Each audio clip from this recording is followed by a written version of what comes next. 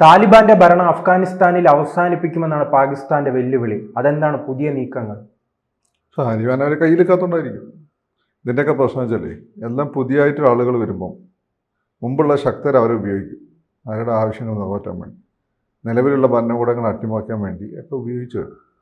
അപ്പോൾ അവരെപ്പോഴും വിചാരിക്കും ഇവർ കാലാകാലം ഞങ്ങളുടെ അണ്ടറിൽ നിൽക്കുന്ന ഒരു പടി ഇവർ എസ്റ്റാബ്ലിഷ് ചെയ്ത് കഴിഞ്ഞാൽ പുതിയതായിട്ട് വന്ന ആളുകൾ ചിന്തിക്കുക നമ്മളെ മുന്നിലുള്ള പ്രധാനപ്പെട്ട ഹിൻഡ്രൻസ് എന്താണ്.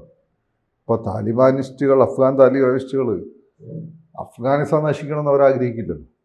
അഫ്ഗാനിസ്ഥാൻ നന്നായിക്കൊണ്ട് ഇസ്ലാമിനെ സേവിക്കുക അവരുടെ ഭാഷ, അതായിരിക്കും അവർ ഉദ്ദേശിച്ചിട്ടുണ്ടാവും. അതിന് അഫ്ഗാനിസ്ഥാൻ നന്നാവണ്ടേ.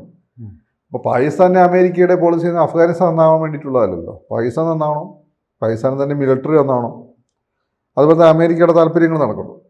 അപ്പോൾ അഫ്ഗാനിസ്ഥാൻകാർക്ക് ഈ താലിബാൻ ഇപ്പോൾ അത് മനസ്സിലായി, അതാണ് അതിൻ്റെ കാര്യം. ഇപ്പോൾ അത് മനസ്സിലാക്കി അവർ നോക്കുമ്പോൾ എന്ന് വെച്ചാൽ കാലാകാലമായിട്ട് അവർക്കൊരു ഉപദ്രവമില്ല, ഒന്നും കൊണ്ട് പ്രതീക്ഷിക്കാത്ത അവരെ സഹായിക്കുന്നത് ഇന്ത്യയാണ്. എന്തിനാണ് ഇന്ത്യയുടെ വിരോധം കൊണ്ട് നടക്കുന്നത്? രണ്ടാമത്തെ പാകിസ്ഥാനെ മുസ്ലിങ്ങളെയും അധിനിവേശ കാശ്മീരിലെ മുസ്ലിങ്ങളെയൊക്കെ സ്ഥിതി ഏറ്റവും നന്നായിട്ട് അറിയുന്നത് താലിബാനികൾക്കാണല്ലോ. അതിനെക്കാട്ടത്തിലെ ഭേദമല്ലേ ഇന്ത്യയിലെ മുസ്ലിങ്ങളുടെ അവസ്ഥ. ഇന്ത്യൻ മുസ്ലിങ്ങളെ നിങ്ങളെ കംപ്ലൈൻറ്റ് എന്താ? ഇന്ത്യൻ മുസ്ലിങ്ങളെ പറ്റി നിങ്ങളെ കംപ്ലൈൻറ്റ് അവരെ ബീഫ് കഴിക്കാൻ സമ്മതിക്കുന്നില്ല. ബീഫ് കഴിച്ചേ ഉറങ്ങാമെന്ന് ഞങ്ങളെ കിതാബിൽ എവിടെയും പറഞ്ഞിട്ടില്ല. ഞങ്ങളുടെ പ്രവാചകനായ മുഹമ്മദ് നബി അല്ല, ഇബ്രാഹിം നബി പിന്നെ മകന് പകരം പഠിച്ചാൻ ആവശ്യപ്പെട്ടത് ഒരാടിനെ അറുത്തിട്ട് ബലി കൊടുക്കണമെന്നാണ്. അപ്പോൾ അല്ലാതെ പശുവിനെ വറക്കണമെന്ന് എവിടെയും പറഞ്ഞിട്ടില്ല. അപ്പോൾ ആടിനെ അറുത്താൽ മതി, രണ്ടുപേർക്കും പ്രശ്നമില്ല. അപ്പോൾ എന്തിനാ ഒന്നിനും അറുത്ത് കൊടുത്താൽ മതി. ഇവിടെ കുർദിസ്ഥാനിലൊക്കെ എനിക്ക് തോന്നുന്നു, കുർദിസ്ഥാൻ പറഞ്ഞപ്പോൾ ഈ ചോദ്യത്തിലേക്ക് തിരിച്ചു വരണം. അതിൻ്റെ ഇടയ്ക്ക് ഒരു കാര്യം പറയാനുണ്ട്. ഈ പരനാറി മക്കളുണ്ടല്ലോ, എർദോഗോൺ, ആ ഒരു ഡേഷ്മോൻ, അറിയാലോ, തുർക്കിയിലെ. ഓനിവിടെ എന്താ കാശ്മീരിലെ മുസ്ലിങ്ങളെ പറ്റി എന്താ ഭയങ്കര വിഷമാന്നൊക്കെ വിട്ട് ഹാലാണ്, അവന് ഭയങ്കര വിഷമായി എന്നൊക്കെ നാറി പറ്റി ദേശന്. അവനല്ലേ കുർദിസ്ഥാനിലെ മുസ്ലിങ്ങളെ സ്ഥലവും പിടിച്ചു വെച്ച് ആ പാവങ്ങളെ അവരുടെ നേതാവിനെ പിടിച്ച് അബു ഒജലാലെ പിടിച്ച് ജയിലിൽ വിട്ട് ആ പാവങ്ങളെ അവിടെ വംശഹത്യ ചെയ്തുകൊണ്ടിരിക്കുന്നത്. നാറയ്ക്ക് ആദ്യം ആ മുസ്ലിങ്ങൾ അങ്ങ് രക്ഷിച്ചുകൂടെ, അവർക്ക് അവരുടെ ഭൂമി കൊടുത്തുകൂടെ? എന്നിട്ട് ഇവിടെ ഇന്ത്യയിലെ കാശ്മീരിലെ നമുക്ക് ഇന്ത്യൻ മുസ്ലിങ്ങൾക്ക് വേണ്ടി ഈ നാറ ഒലിപ്പിക്കുന്നു. ഇത് ലോജിക്ക് എന്താ? ഓൻ്റെ നാട്ടിലാണ്, ഓന് ചുറ്റുള്ള മുസ്ലിം രാജ്യങ്ങളും കൂടിയിട്ടാണ് കുർദുകളെ ഭൂമി പിടിച്ചു വെച്ചിരിക്കുന്നത്. ഫലഭൂഷ്ടമായ പ്രദേശമാണ്. ആ പാവങ്ങൾ കഴിഞ്ഞ ഏതാണ്ട് 100 വർഷമായിട്ട് ഫൈറ്റ് ചെയ്തുകൊണ്ടിരിക്കുക അവരുടെ രാജ്യത്തിന് വേണ്ടി. ഇവന്മാരൊക്കെ അവിടെയൊക്കെ മേയാണ് നാറുകൾ. അത്രയും ക്രൂരത മുസ്ലിങ്ങളെ കാണിച്ചിട്ടാണ് ഇന്ത്യൻ മുസ്ലിങ്ങൾക്ക് വേണ്ടി നാളെ കരയാൻ നിൽക്കുന്നത്. അതിന് പോയിന്റിലേക്ക് വരാം. ഞാൻ കുറച്ച് ദിവസം വിചാരിക്കുന്നത് പാകിസ്ഥാനിലേക്ക്. അപ്പോൾ പാകിസ്ഥാനിലെ മുസ്ലിങ്ങൾ, സാധാരണ മുസ്ലിങ്ങളുടെ അവസ്ഥ എന്താ? താലിബാൻ നന്നായിട്ട് അറിയാം. അവിടെ ഒരു പള്ളിയിൽ പോകുമ്പോൾ ബോംബ് പൊട്ടും. പിന്നെ പാകിസ്ഥാന്റെ പ്രതിരോധ മന്ത്രി തെഹ്രീക്കെ താലിബാനുമായി ബന്ധപ്പെട്ടാണ് തങ്ങളുടെ നാട്ടിൽ നിരന്തര സ്ഫോടനങ്ങൾ നടത്തുന്നു, തങ്ങളുടെ ജനങ്ങളെ കൊലപ്പെടുത്തുന്നു, ഇതിന് പിന്നിൽ അഫ്ഗാനിസ്ഥാനാണ്, അഫ്ഗാനിസ്ഥാന് പിന്നിൽ ഇന്ത്യയാണ്. ഇതാണ് അദ്ദേഹത്തിന്റെ തുടർച്ച. അല്ല, അതൊക്കെ ആയിരിക്കും. നമ്മളെ ഒരു കാര്യം നമ്മുടെ നാട്ടിൽ വന്ന് നമ്മളെ ജീവിക്കാൻ സമ്മതിക്കില്ല. നമ്മളെന്താ കൈ കെട്ടി നോക്കി, നമ്മളെ കയ്യിൽ നിന്ന് വാങ്ങാൻ നോക്കാൻ പോയിരിക്കും. ഇത് മുമ്പ് കോൺഗ്രസ്സുകാരാണെങ്കിൽ ചിലപ്പോൾ എന്തെങ്കിലും ആയിക്കോട്ടെ വിചാരിക്കും. BJP-ക്കാർ അങ്ങനെ വിചാരിക്കുന്ന ആളുകളല്ലല്ലോ.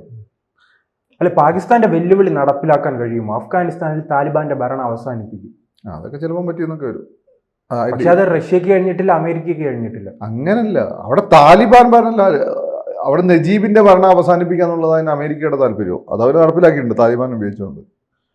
പാകിസ്ഥാന്റെ താല്പര്യം അവിടെയുള്ള മുജാഹിദ്ദീൻ, ഈ റബ്ബാനി എന്നൊക്കെ പറഞ്ഞ ടീമുണ്ട്, ഹെഹമ്മത്തിയാർ, ഇവരുടെ ഭരണം അവസാനിപ്പിക്കുക. അത് താലിബാൻ ഉപയോഗിച്ചുകൊണ്ട് അവർ ചെയ്തിട്ടുണ്ട്. അത് പറ്റും. അതല്ലാതെ താലിബാനെ തോൽപ്പിക്കാൻ പറ്റില്ലെന്നല്ല. ഈ അഫ്ഗാനിസ്ഥാൻ അവരുടെ ജിയോഗ്രാഫിക്കലായിട്ടുള്ള ഒരു പ്രത്യേകത കൊണ്ട് ലോകത്ത് ആർക്കും കീഴടക്കാൻ പറ്റിയിട്ടില്ല. ബ്രിട്ടീഷുകാർക്ക് പോലും കീഴടക്കാൻ പറ്റില്ല. അത് അവിടുത്തെ ജിയോഗ്രാഫി അങ്ങനെയാണ്. പക്ഷേ അവിടെയുള്ള ഭരണകൂടങ്ങൾ മാറ്റിയിട്ടുണ്ട്. നജീബിനെ കൊന്നിട്ട് ഇലക്ട്രിക് പോസ്റ്റിനുള്ള കെട്ടിത്തൂക്കിയത്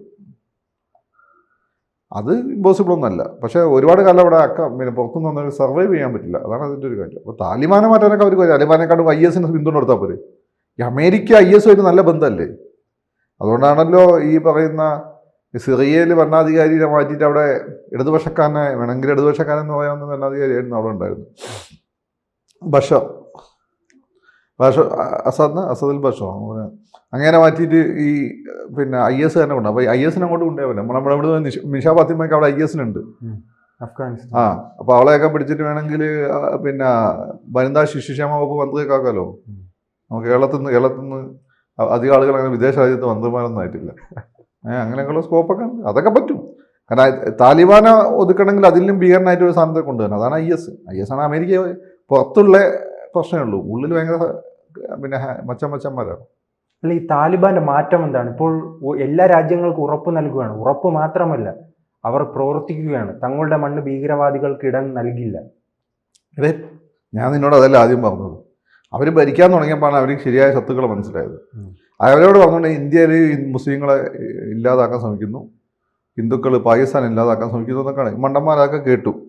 ഇനി പോയി അപ്പോൾ അനുഭവത്തിൽ വന്നപ്പോൾ ഇവർക്ക് മനസ്സിലായത് ഇന്ത്യനെക്കാട്ടും കൂടുതൽ മുസ്ലിങ്ങൾ പീഡിപ്പിക്കപ്പെടുന്നത് പാകിസ്ഥാനിലാണ്, ബീങ് എ മുസ്ലിം കൺട്രി. മനസ്സിലായോ? ഇന്ത്യയിൽ ഇപ്പോൾ നമ്മുടെ മുസ്ലിങ്ങൾ ബീഫ് തിന്നതിൻ്റെ പേരിൽ ആരെ തല്ലിക്കൊന്നു, ബീഫ് തിന്നാൻ സമ്മതിക്കണം എന്നൊക്കെയാണ് നമ്മുടെ മെയിൻ കംപ്ലൈൻറ്റ്. മനസ്സിലായോ? പാകിസ്ഥാൻ അതല്ല. പാകിസ്ഥാൻ വെറുതെ പള്ളിയിൽ പോകുമ്പോൾ വെള്ളിയാഴ്ച ഉച്ചയ്ക്ക് ജുമാൻ്റെ സമയത്ത് ബോംബ് വിട്ടുകയാണ്. ബലൂചിസ്ഥാനിലെ മുസ്ലിങ്ങളെ ക്രൂരമായി വെടിവെച്ച് കൊല്ലുകയാണ്. ഇതൊക്കെ ചെയ്യുന്നത് പാകിസ്ഥാനല്ലേ? അപ്പോൾ ഇന്ത്യയാണോ? നമ്മൾ കാശ്മീരിലെ മുസ്ലിംസ് കസീം തീവ്രവാദികൾ ഇത്രയും പ്രശ്നം ഉണ്ടാക്കിയും കാശ്മീരിലെ മുസ്ലിംസിനെ നമ്മൾ എത്ര അനുഭാവപൂർവ്വമാണ് പരിഗണിക്കുന്നത്. IAS എക്സാമിനേഷനൊക്കെ ടോപ്പ് വന്നിട്ടുണ്ട്, ഫസ്റ്റ് റാങ്ക് വന്നിട്ടുണ്ട്.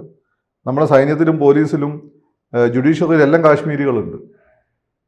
മനസ്സിലായോ? എല്ലാ മേലും കാശ്മീരിയുണ്ട്. നമ്മളവരോട് അങ്ങനെ വിഭജനം കാണിച്ചില്ല. പിന്നെ ഒന്ന് നോക്കും, കാരണം നല്ല അന്വേഷണം നടത്തും. പിന്നെ വല്ല ട്രവൽ ലിങ്ക് ഉണ്ടോ എന്ന് തന്നെ, അത് സ്വാഭാവികമാണ്. ഇപ്പോൾ കണ്ണൂരിൽ നിന്ന് വരുമ്പോൾ മലബാറിൽ നിന്നൊക്കെ ഞങ്ങളെ പറ്റി നിങ്ങൾക്കൊരു പേടിയില്ല, വല്ല രാഷ്ട്രീയ ഗുണ്ടകളുമായിട്ട് ബന്ധമുണ്ടോ? സൗത്തിലൊരു പേടിയുണ്ട്, രാഷ്ട്രീയ ഗുണ്ടകളുമായിട്ട് ബന്ധമുണ്ടോ.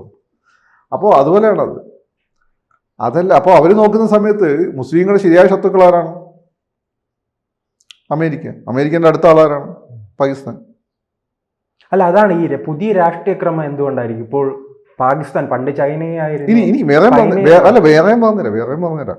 ഇനി അടുത്തത്, മുസ്ലിങ്ങളെ വീട്ടിൽ കമ്മ്യൂണിസ്റ്റുകാരെ ഹാം വംശജരെ കൊണ്ടുവന്നിട്ട് അവിടെയുള്ള സ്ത്രീകളെ ബലാത്സംഗം ചെയ്യിപ്പിക്കുക, മുസ്ലിങ്ങളുടെ ശരീരം കീറി മുറിച്ച് മരുന്ന് പരീക്ഷണം നടത്തുക. ചെയ്യുന്ന ആരാധയോ? ചൈന. സിൻജിയാങ് പ്രൊവിൻസിൽ തുർക്കി വംശജ മുസ്ലിങ്ങളെ. എന്തുകൊണ്ടാണ് തുർക്കി ഒരു അക്ഷരം ഉണ്ടാത്തത്? എന്തുകൊണ്ടാണ് പാകിസ്ഥാൻ ഒരു അംശം ഉണ്ടാകുന്നത്? ഇതിൽ ഇങ്ങനെ എന്തെങ്കിലും ഇവിടെ ചെയ്തിട്ടുണ്ടോ? ഇവിടെ കലാപം നടക്കുമ്പോൾ ചില വിഷയങ്ങൾ ഉണ്ടായിട്ടുണ്ട്, ഇല്ലാന്ന് ഞാൻ പറയുന്നില്ല. പക്ഷെ കുറച്ച് ചിലപ്പം കലാപങ്ങളും ഇല്ല. വേറൊരു കാര്യം എന്ന് വെച്ചാൽ കലാപത്തിനെല്ലാം തിരികൊടുത്തുന്ന നമ്മളെ ആളുകൾക്ക് പങ്കുണ്ടായിരുന്നു മിക്കത്തും. കാരണം അതൊരു അടിയുടെ ഒരു ഭാഗമായിട്ടാണ്. ഈ പടം കുറച്ചെല്ലാം നമ്മൾ സമാധാനമാണ്. പക്ഷേ ഈ രീതിയിൽ ഒരു വംശത്തെ കഴിഞ്ഞൊരു 175 വർഷമായിട്ട് നിരന്തരമായി ഇൻസ്റ്റിറ്റ്യൂഷണലായിട്ട് വംശഹത്യ ചെയ്യുന്ന ചൈനയ്ക്കെതിരെ പാകിസ്ഥാൻ ഒന്നും ഉണ്ടാത്തത്. അവിടെ കുറച്ചുകൂടി ഇൻഡിപെൻഡൻ്റ് ആയിട്ടുള്ള ഇമ്രാൻ ഖാൻ പോലെ ഈ ചോദ്യം വന്നപ്പോൾ ഒഴിഞ്ഞു മാറിയതാണ്. എന്താ പാകിസ്ഥാൻ സൈന്യം ഒന്നും ഉണ്ടാത്തത്? ഇതൊക്കെ താലിബാൻ അറിയായിരിക്കും. താലിബാൻകാർക്ക് ഒരു മതം തലക്കി പിടിച്ചിട്ടുണ്ടാവും. അപ്പോൾ മുസ്ലിങ്ങളോട് അവർക്കൊരു സ്നേഹം ഉണ്ടാവും. അപ്പോൾ ഈ മുസ്ലിങ്ങളെ ഈ രീതിയിൽ പീഡിപ്പിക്കുന്ന ആരെന്ന് അവർ തിരിച്ചറിഞ്ഞിട്ടുണ്ടാവും. പിന്നെ ഇന്ത്യ ആണെങ്കിൽ ഈ ഉപദ്രവമൊക്കെ നാളുകൾ നമ്മൾ ചെയ്തിട്ടും നമ്മൾ അവരെ സഹായിച്ചുകൊണ്ടിരിക്കുകയാണ്.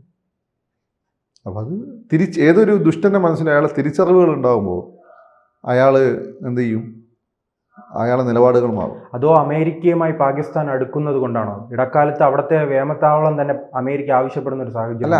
അതൊരു ഘടകമാണ്. രണ്ട്, പാകിസ്ഥാൻ ചൈനയായിട്ട് അവരുമായിട്ട് അമേരിക്കയായിട്ട് നമ്മൾ അകലുന്നത് സംഭവമാണ്. പിന്നെ മുസ്ലിങ്ങളുടെ അമേരിക്കയാണ് മുസ്ലിങ്ങളുടെ ശത്രുവെങ്കിൽ അമേരിക്കയുടെ മുസ്ലിങ്ങളെ ഏറ്റവും അടുത്ത സുഹൃത്ത് ഇന്ത്യയാണ്. നമ്മളെല്ലാ കാലത്തും അമേരിക്കൻ ഒരു ഹാം ഡിസ്റ്റൻസ് നിർത്തിയ രാജ്യം. പാകിസ്ഥാനെ പോലെ അമേരിക്കക്കാരന് കൂട്ടിക്കൊടുക്കാൻ നമ്മളെ കിട്ടിയല്ല. അങ്ങനെ ലെവൻ പറഞ്ഞുകൊണ്ടാണ് മോഡി പോയി പണിയൊക്കാൻ പറഞ്ഞത്. അത് ട്രംപ് എന്ന് വെച്ചാൽ ഞാൻ പറഞ്ഞതെന്ന് വെച്ചാൽ ഈ പറഞ്ഞ ഇന്ത്യക്കാരെ വിഷമത്തിലാക്കുന്ന രീതിയിൽ, ഇന്ത്യക്കാരുടെ ആത്മാഭിമാനം ചോദ്യം ചെയ്യുന്ന രീതിയിൽ ചില നിയമങ്ങളും തീരുവ ഇളവുകളും കൊണ്ടുവരാൻ ട്രംപ് പറഞ്ഞപ്പോൾ മോഡി നോ എന്ന് പറഞ്ഞു. ഇത് ഇന്ദിരാഗാന്ധി പറഞ്ഞിട്ടുണ്ട്, രാജീവ് ഗാന്ധി പറഞ്ഞിട്ടുണ്ട്, നെഹ്റുവും പറഞ്ഞിട്ടുണ്ട്, നമ്മുടെ എല്ലാ ഭരണാധികാരികളും പറഞ്ഞിട്ടുണ്ട്. അപ്പോൾ അത് നോക്കുമ്പോൾ ശരിക്കും ഇസ്ലാമിൻ്റെ മിത്രവും അമേരിക്കയുടെ ശത്രുവും ശരിക്കും ആരാണ്?